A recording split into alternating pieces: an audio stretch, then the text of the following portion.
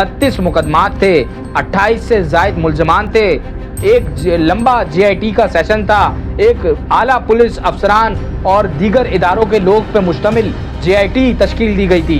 बहुत ताव जाव किया गया था, चालान पेश हुए थे, सच सामने आया था। कहाँ गया वो सब कुछ?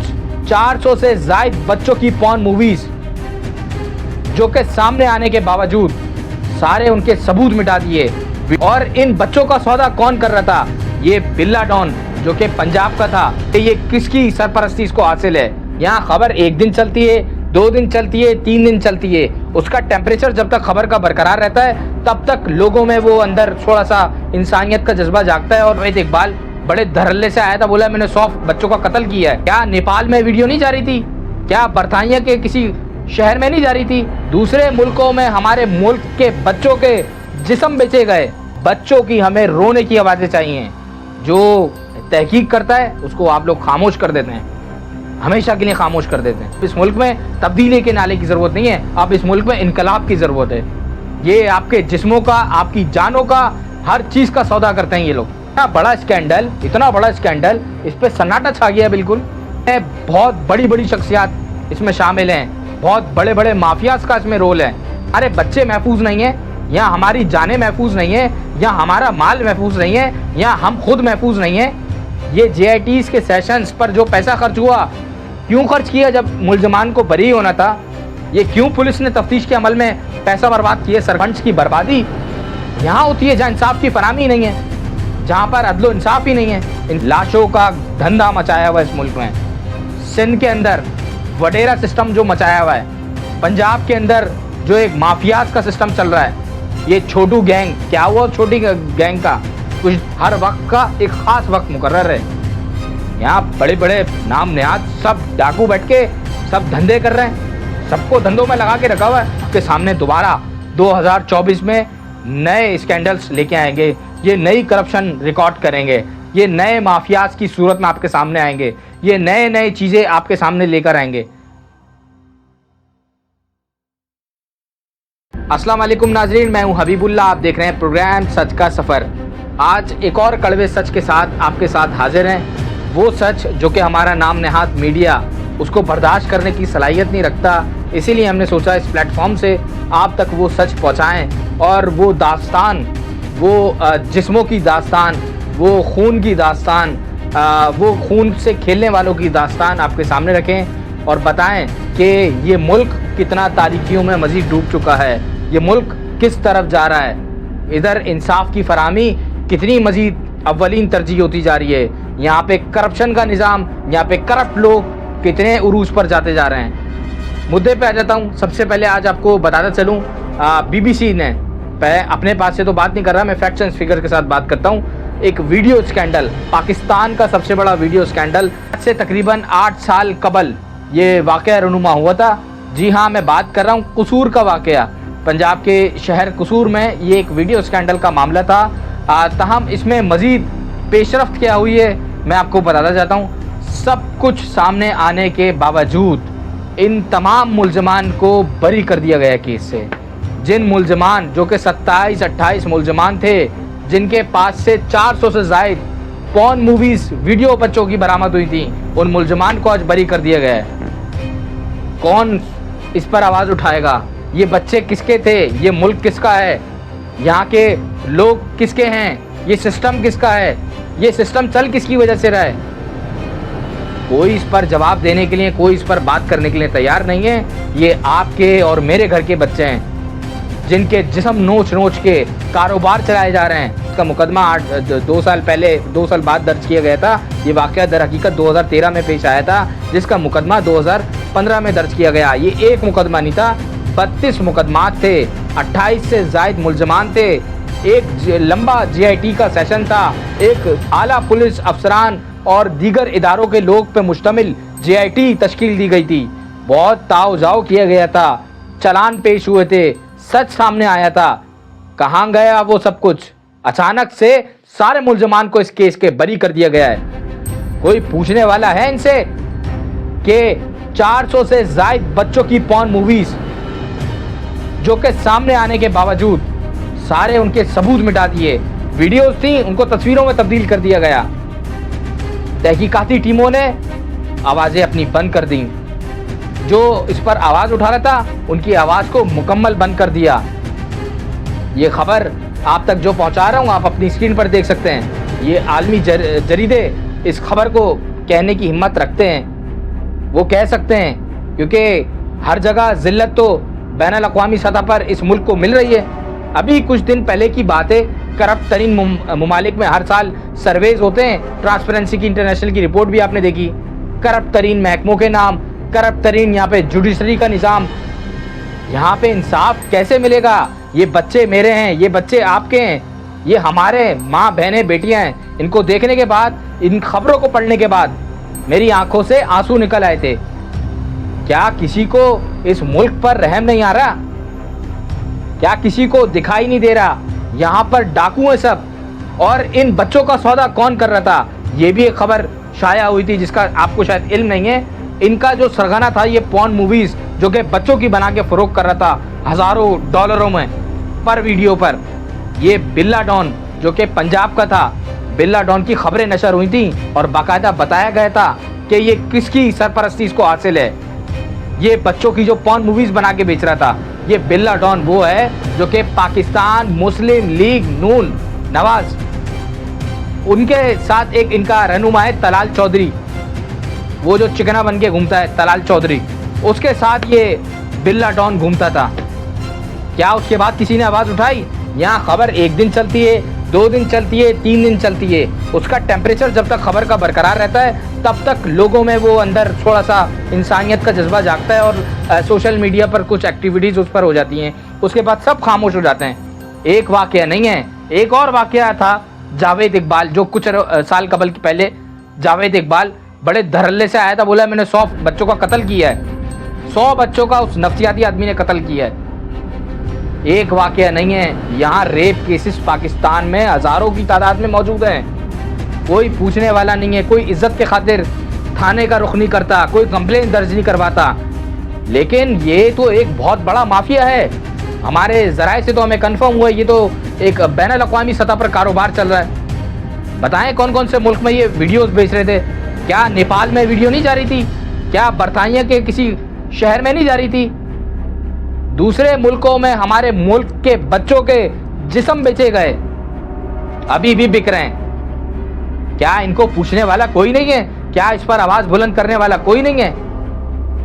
सब खामोश तमाशाई बन के बैठे हैं और सब सिर्फ देख रहे हैं। लेकिन ये खामोशी एक दिन आप लोगों को किसी अजाब में मुब्तला ना कर दे। आप लोग ज़रा सोचिए, अपने दिल पर हाथ रखें और पूछें, क्या ये आपके घर का अल्लाह ना करे खुदा न खास्ता ये बच्चा, ये बहन, ये बेटी किसी की भी होती, क्या आप लोग ये सब सह सकते थे? और बाकायदा हमें एक और बड़े हकायक हमारे सामने आए। कुछ इंकशाफात हुए जिनको देख के हमारे रोंगटे खड़े हो गए, जिनको सुनने के बाद तो हमारा दिमागी तवाज़ुन ही ख़राब हो गया। बाकायदा डिमांड की जाती थी इन वीडियोज़ में कि बच्चों की हमें रोने की आवाज़ें चाहिए। जब ये पॉर्न मूवी शूट हो तो उसमें बच्चे रो रहे हों, ये डिमांड थी। ये हमारे कहाँ हैं हमारे ये इदारे? ये कहाँ गई सारी इतनी जो जद्दोजहद कर रहे थे जब तक बस इनको खबरों में रहना था? ये एक स्कैंडल है, ऐसे हज़ारों स्कैंडल मौजूद हैं और इनकी सरपरस्ती सियासी लोग कर रहे हैं। इनके साथ कारोबार सियासी लोग कर रहे हैं। खबरें कह रही हैं, मैं अपने पास से नहीं लेके आ रहा। एक अरशद शरीफ गया था, एक जो कमेटी में एक CD और USB पेश की थी, उस कमेटी का क्या हुआ? उस अल्लाह के बंदे को बेचारे को दुनिया से ही फारिग करवा दिया। उसके कत्ल का भी नहीं पता कहाँ गया, वो कौन थे कातिल। जो तहकीक करता है उसको आप लोग खामोश कर देते हैं, हमेशा के लिए खामोश कर देते हैं। मुझे किसी ने कहा था इस प्रोग्राम के लिए कि नहीं करो, छोड़ दो। क्यों छोड़ दो? ये बच्चे हमारे हैं, ये मुल्क हमारा है, यहाँ का हर बच्चा हमारा बच्चा है, यहाँ की माएँ बहनें हमारी माएँ बहनें, तो हम क्यों खामोश हो जाएं इस पर? क्या कोई आवाज़ नहीं उठाएगा इस पर? अब इस मुल्क में वैसे तब्दीली की ज़रूरत नहीं है, अब इस मुल्क में तब्दीली के नाले की ज़रूरत नहीं है, अब इस मुल्क में इनकलाब की ज़रूरत है। और इनकलाब अपने अंदर से आता है। आप लोग ये मत सोचें कि किसी सियासी जमात का कार्ड उठा के आप लोग एहतजाज करते हैं, कुछ सियासी जमातों के प्लेटफॉर्म या दीगर प्लेटफॉर्मों के जरिए आप लोग अपना एक एहतजाज रिकॉर्ड करवाते हैं, उसके बाद खामोश होकर आप लोग बैठ जाते हैं, क्योंकि जब तक मीडिया पे आता है वो चलता रहता है, उसके बाद सन्नाटा। आप लोग इब्तिदा करें अपने अंदर से। इलेक्शन आ रहा है, आप लोग वोट देते हैं, क्यों वोट देते हैं, किस लिए वोट देते हैं? इनको ये धंधे करने के लिए वोट देते हैं आप लोग। ये आपके जिस्मों का, आपकी जानों का, हर चीज का सौदा करते हैं ये लोग। इंटरनेशनली रिपोर्टें आ रही हैं कि करप्ट तरीन पाकिस्तान मुल्क रह गया है, यहाँ नाकाबिले रिहाइश शहर बनता जा रहा है, यहाँ की पुलिसिंग का अमल, उसकी रिपोर्ट जारी हो गई। तो सब कुछ ही जब बर्बाद हो गया है तो इस मुल्क में क्या बचा क्या है? इतना बड़ा स्कैंडल, इस पे सन्नाटा छा गया बिल्कुल। एक दफा आप लोग अपने दिल पर हाथ रख के सोचिए। बच्चों के यहाँ खुलेआम कत्ल हो रहे हैं, बच्चों के यहाँ पे पार्ट्स बेचे जा रहे हैं, एक बहुत बड़ा कारोबार है ये। बच्चों की स्मगलिंग हो रही है और इसमें बहुत बड़ी बड़ी शख्सियत इसमें शामिल हैं, बहुत बड़े बड़े माफियाज का इसमें रोल है और इन मुल्जमान को बरी कर दिया जाता है, क्योंकि बताया ये जाता है कि तफ्तीश कमज़ोर है, तफ्तीश में साबित नहीं हो सका। तो इतने अरसे तक, ये 2013 में ये कसूर वाला वाक़या हुआ था बच्चों का, ये तो स्कैंडल बाद में फिर इसका मुकदमा दर्ज हुआ है और तकरीबन इस पर 400 के करीब से ज़ायद ये वीडियोस थी और 32 मुकदमात थे इस पर। 32 मुकदमात, सब खत्म। कौन पूछेगा इस मुल्क को? यहाँ सारा निज़ाम करप्ट नज़र आता है, जहाँ देखो वहाँ करप्शन, जहाँ देखो वहाँ करप्ट लोग, पूरा सिस्टम हमारा करप्ट बन के रह गया। यहाँ हमारे बच्चे महफूज नहीं है, यहाँ हमारी जानें महफूज नहीं है, यहाँ हमारा माल महफूज नहीं है, यहाँ हम खुद महफूज नहीं है। तो फिर यहाँ क्या कर रहे हैं हम लोग? सोचिए, गौर कीजिए, अपने अंदर तब्दीलियाँ लेके आएँ, किसी छतरी के नीचे जाने की कोशिश ना करें। इसमें JIT के जो सेशंस हुए हैं, ना जाने कितने JITs के सेशंस हुए हैं, ना जाने पुलिस ने कितनी तफ्तीश करी, और ये सब एक दिखावा था। ये JITs के सेशंस पर जो पैसा खर्च हुआ, क्यों खर्च किया? जब मुल्जमान को बरी होना था, ये क्यों पुलिस ने तफ्तीश के अमल में पैसा बर्बाद किया सरकारी, जो कि हमारे टैक्स से पैसा जाता है? आप लोग क्यों इतनी तफ्तीश में पैसा बर्बाद करते हैं? बाकायदा इनको फंड्स दिया जाता है ना, और ये फंड्स की बर्बादी यहाँ होती है जहाँ इंसाफ की फराहमी ही नहीं है, जहाँ पर अदलो इंसाफ ही नहीं है। इंसाफ तो इस मुल्क में मिलता ही नहीं है। किसको इंसाफ मिला? कोई एक वाकया बता दें जहाँ किसी को इंसाफ मिल गया हो। बल्दिया फैक्ट्री में 250 लोग जल के मर गए, क्या उनको अभी तक इंसाफ मिल गया? अब उनके मुल्जमान गुज़िश्ता रोज सुप्रीम कोर्ट में पहुँच गए अपील दायर करने। एक हमाद सिद्दीकी है जो मरकजी मुल्जिम है इस वाक़े का, वो बैठा हुआ है दुबई में, उसको किसी का मैं का लाल लेके नहीं आ सकता। यहाँ पर लाशों का धंधा मचाया हुआ इस मुल्क में, लाशों की खेल हो रहे हैं लाशों से। जिसको डाकुओं की तो आपने कहानी सुनी, मंशियात फरोशों की कहानी सुनी, यहाँ सारे जमहूरी डाकू कहेंगे, ये सारे मुल्क को खा रहे हैं बैठ के, और आप लोग फिर भी हम आपके साथ हैं, हम आपके साथ हैं, और 2024 का इलेक्शन भी आपको देंगे। आप दोबारा यही करिएगा, हमारे घर में माँ बहनों बच्चों के साथ दोबारा इनके साथ सौदा करिएगा। आप लोगों को अपना ये दिमाग जगाना पड़ेगा। ये अंदर वडेरा सिस्टम जो मचाया हुआ है पंजाब के अंदर, जो एक माफियाज का सिस्टम चल रहा है, ये छोटू गैंग, क्या हुआ छोटी गैंग का? कुछ दिन ऑपरेशन हुआ, छोटू गैंग भी खत्म कर दिया। ये वडेरा निज़ाम जिनके कदमों में आप जाके पाँव चाटते हैं, ये जो जिरगे लगते हैं, ये जो वडेरे फैसले करते हैं आप लोगों के, ये वडेरे भी फैसले वो करते हैं, अपने सामने जिना करवाते हैं, अपने सामने सजाएं दिलवाते हैं। ये कौन होते हैं आपको सजाएं दिलवाने वाले? ये कौन होते हैं माओ बहनों की इज्जतों को सरेआम संसार करने वाले? इनसे कौन जवाब तलब करेगा? ये सिस्टम इसी तरह अगर चलता रहा तो वो एक वाकया याद आ जाता है मुझे, सुकूत ढाका। शायद आप लोगों को भी याद हो वो वाकया। मैंने पढ़ा है और पढ़कर महसूस किया है कि वो आखिर वक्त क्यों आया। वो वक्त आया तो क्यों आया? एक ख़ास वक्त होता है आने के लिए, हर वक्त का एक ख़ास वक्त मुकर्रर है, तो उस ख़ास वक्त से सबको डरना चाहिए। ऐसा नहीं हो कि फिर कुछ किसी के हाथ कुछ ना रहे। यहाँ इदारे, यहाँ महकमे, यहाँ बड़े बड़े नाम नेहाद सब डाकू बैठ के सब धंधे कर रहे हैं, सबको धंधों में लगा के रखा हुआ है, कुछ भी नहीं छोड़ा। कोई एक चीज़ बता दें, कोई एक चीज़ बता दें जो बगैर किसी धंधे के, बगैर किसी रिश्वत के, बगैर किसी जान लिए चल रही हो। हर चीज़ करप्ट हो गई है इस मुल्क में। तो फिर सुकूत और ढाका की तरफ चले जाएं, या तो फिर आप लोग एक ही दफ़ा। फिर अपने हक के लिए तो फिर लड़ना पड़ता है, जाएं लड़ें फिर आप लोग भी।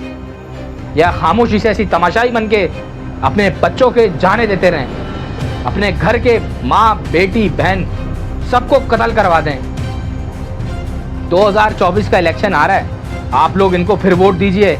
ये आपके सामने दोबारा 2024 में नए स्कैंडल्स लेके आएंगे, ये नई करप्शन रिकॉर्ड करेंगे, ये नए माफियाज की सूरत में आपके सामने आएंगे, ये नए चीज़ें आपके सामने लेकर आएंगे और आप इनके सामने आगे पीछे रहिएगा। ये सारे जमहूरी डाकुओं के साथ आप ही लोग मुंतखब करके लेके आते हैं ना लोगों को, तो इंशाल्लाह 2024 में भी लेके आइएगा। अपने मेज़बान हबीबुल्लाह को इजाज़त दीजिएगा। अल्लाह नेगहबान।